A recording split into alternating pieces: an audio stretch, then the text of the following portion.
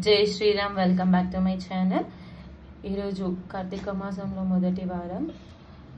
చూడండి, నేనైతే ఇంట్లో కొంచెం చిన్నగా శివలింగాలు ఉన్నాయన్నమాట. చెప్పాను, ఇవైతే స్ఫటికలింగాలు. సో దానికి పూజ చేసుకున్నాను అనమాట. సో ఇప్పుడు మనం ఏంటంటే ఆ పరమశివుడికి ఎంతో ఇష్టకరం. సో కొబ్బరికాయని కొట్టిన తర్వాత ఇలా ఉంటుంది కదా, దీన్ని యూజ్ చేయాలి. ఇంకో సైడ్ ఏమవుతుందంటే దీనికి హోల్స్ ఉంటాయి కదా, సో అది యూజ్ చేయకూడదు అనమాట.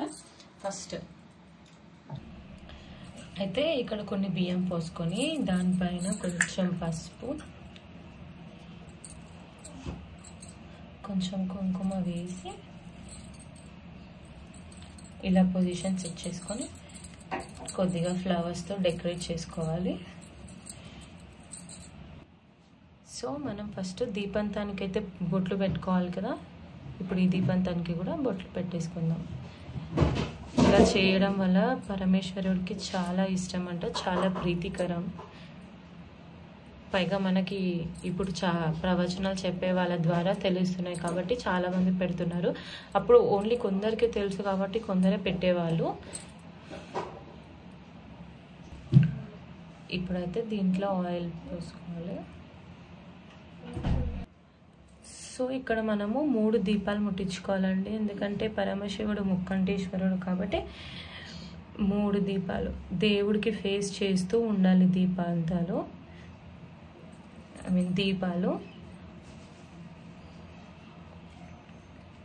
ఇలా సెట్ చేసుకున్నాను నేనైతే.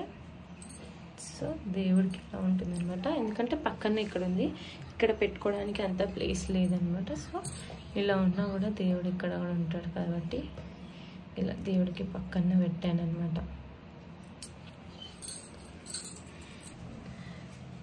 అయితే దీపాలను అయితే డైరెక్ట్గా వెలిగించకూడదు, అగరబత్తితో వెలిగించాలి. కాబట్టి నేను ఫస్ట్ ఇక్కడ అగరబత్తిలు వెలిగిస్తున్నాను.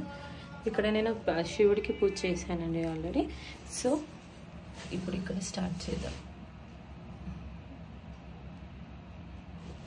ఓం నమః శివాయ, ఓం నమః శివాయ, ఓం నమః శివాయ, ఓం నమః శివాయ.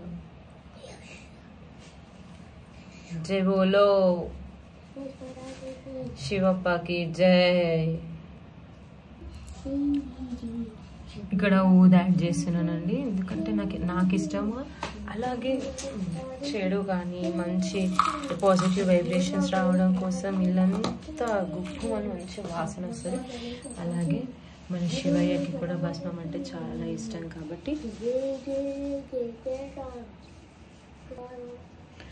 ఓం నమః శివాయ, శివాయ నమః. ఓం నమః శివాయ, శివాయ నమః.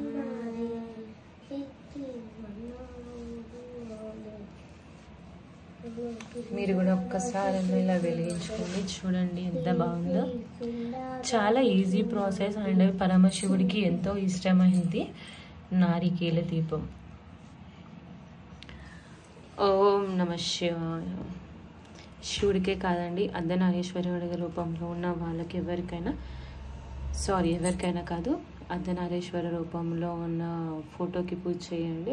అలా ఎవరైనా చేసుకోండి. భార్య భర్తల మధ్యలో ప్రేమ కూడా చాలా బాగా పెరుగుతుంది. నేనైతే పెళ్ళి కాకముందు నుంచి చేస్తున్నాను అనమాట.